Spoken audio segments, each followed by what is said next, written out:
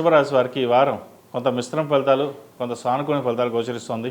సప్తమంలో చంద్రుడు, ఏకాదశంలో శని, చతుర్థంలో రవి, బుధ, కేతువులు, ద్వితీయ పంచమాధిపతి అయిన బుధుడు చతుర్థంలో ఉన్నారు. మనం ఏదైనా మాట్లాడేటప్పుడు 1-2 సార్లు ఆలోచించుకుని మాట్లాడాలి. ఆచితూచి వ్యవహరించడం చెప్పదగినది.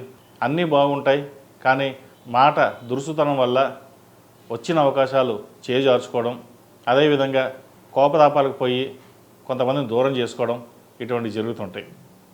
అది ఉద్యోగంలో కావచ్చు, వ్యాపారంలో కావచ్చు, బంధుమిత్రులతో కావచ్చు, స్నేహితులతో కావచ్చు, ఏదైనా కావచ్చు. వాటి విషయంలో జాగ్రత్త వహించాలి. భూముల క్రయ విక్రయాలు లాభిస్తాయి.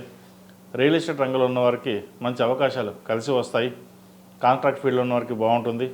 అదేవిధంగా సినీ కళారంగాల వారికి చాలా అనుకూలంగా ఉంటుంది. వచ్చిన అవకాశాలని ఉపయోగించుకుంటారు.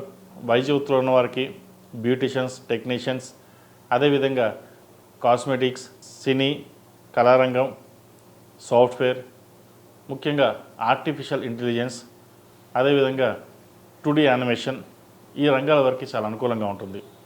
వచ్చిన అవకాశాలని చక్కగా సద్వినియోగపరుచుకుంటారు. ఉద్యోగ ప్రయత్నాలు చేస్తున్న వారికి మంచి అవకాశాలు కలిసి వస్తాయి.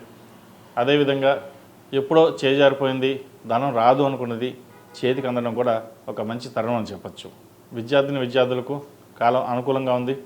వచ్చిన అవకాశాలు ఉపయోగించుకుంటారు. అయితే అష్టమాధిపతి, లాభాధిపతి అయిన గురువు ద్వితీయంలో బాగున్నారు. వీరికి చక్కగా బలంగా ఉంది. కుటుంబ స్థానం బాగుంది. కుటుంబంలో సహాయ సహకారాలు వీరికి చక్కగా అందుతుంది. రావాల్సిన బెనిఫిట్స్ కూడా వీరికి వచ్చే అవకాశాలు గోచరిస్తుంది.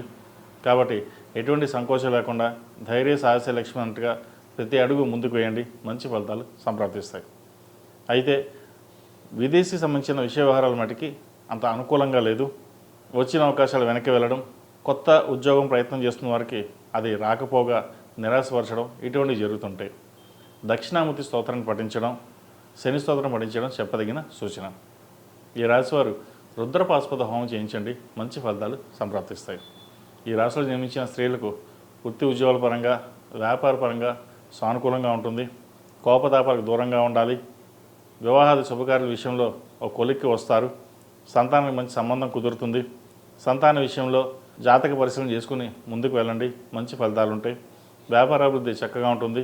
ఆరోగ్యం పట్ల కాస్త మెలకు అవసరం. గ్యాస్ట్రిక్, స్కిన్ ఎలర్జీ సంబంధించిన విషయ వ్యవహారాలు కాస్త ఇబ్బంది పెట్టే విధంగా గోచరిస్తుంది. ఈ రాశివారు ప్రతిరోజు ప్రతినిత్యం ఓం నమస్తే వృత్తులతో దీపారాధన చేయండి. అదేవిధంగా లక్ష్మీ తామర వృత్తులతోటి దీపారాధన చేయడం చెప్పదగిన సూచన. ప్రతిరోజు ప్రతినిత్యం నాగసింధూరం ధరించండి. నరదిష్టి మీకు అధికంగా ఉంటుంది. ఈ రాశిలో జన్మించిన వారికి కలిసి వచ్చే సంఖ్య 2, కలిసి వచ్చే రంగు ఎల్లో.